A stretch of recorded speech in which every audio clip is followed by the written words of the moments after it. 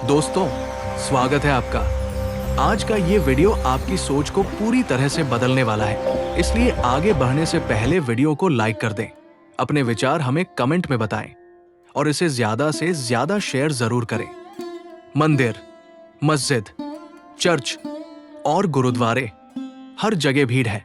हर कोई हाथ जोड़े खड़ा है, आंखें बंद किए कुछ मांग रहा है। हम बचपन से सुनते आ रहे हैं कि भक्ति करो, लेकिन एक मिनट रुकिए, अपनी आंखें खोलिए और खुद से एक तार्किक सवाल पूछिए।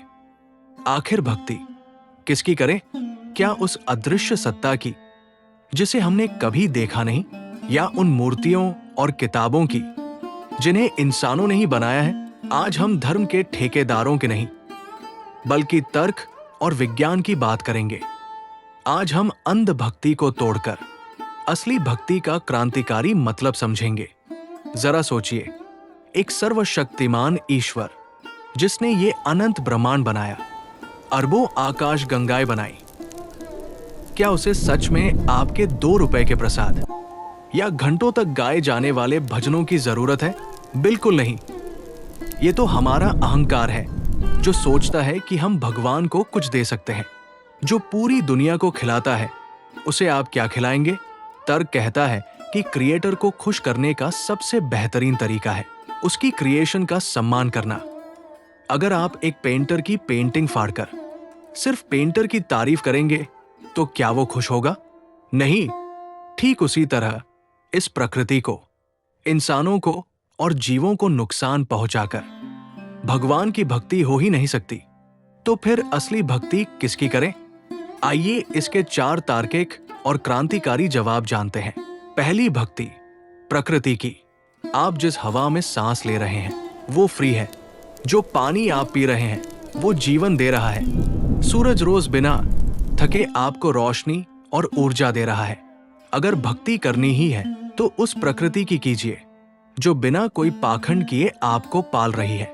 एक पेड़ लगाना, नदियों को साफ रखना और पर्यावरण को बचाना, किसी भी जगह जाकर सिर्फ घंटी बजाने से करोड़ों गुना बड़ी भक्ति है। दूसरी भक्ति, मानवता की। लॉजिक सीधा है, ईश्वर का सबसे बड़ा अंश इंसान के भीतर है। अगर कोई इंसान भूखा है और आप पत्थर की मूर्ति पर दूध चढ़ा रहे हैं, तो ये भक्ति नहीं, ये अंधापन है। असली भक्ति वो है जब आप किसी रोते हुए चेहरे पर मुस्कान ले आए, किसी बीमार की मदद करें।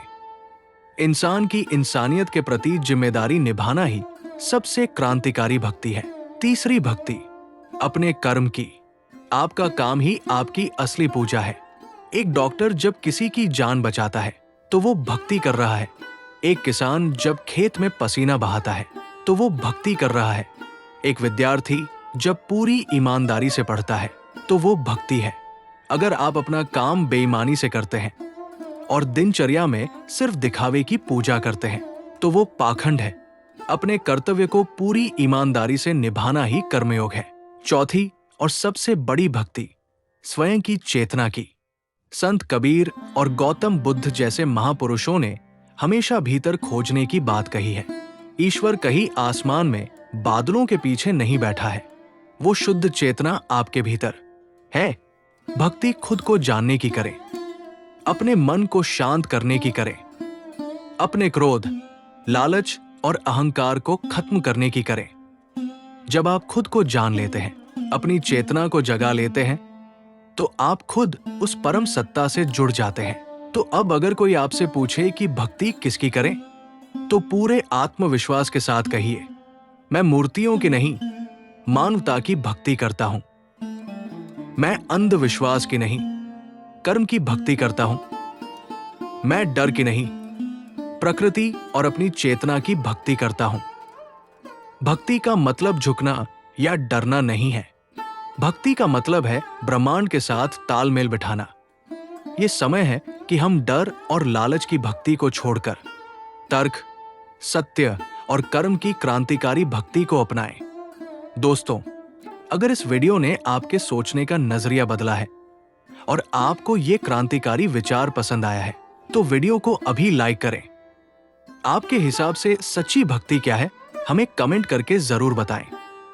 और हाँ, इस वीडियो को शेयर करना न भूलें ताकि ये तार्किक सत्य हर किसी तक पहुंच सके। धन्यवाद।